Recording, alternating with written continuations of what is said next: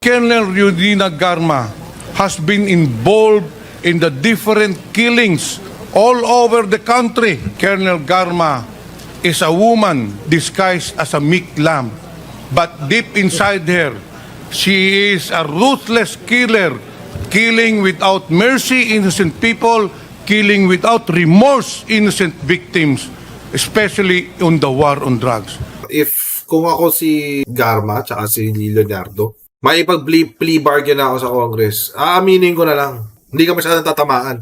Tatamaan ka pa rin. Pero yung damage sa'yo, hindi ganun kalala. Kasi, para lumalabas, you're coming clean. Pero for sure, ito na yung maganda dyan. Kasi naging CIDG chief siya, di ba? Yung mga ebidensya yan, nakatago lang. Gagawa ka ba ng krimen na hindi mo poprotektahan yung sarili mo? Gagawa ka ng plan B para kapag nagkalaglagan, meron kang mailalabas. If you take me down, I'll take you with me. Ganon ang labas.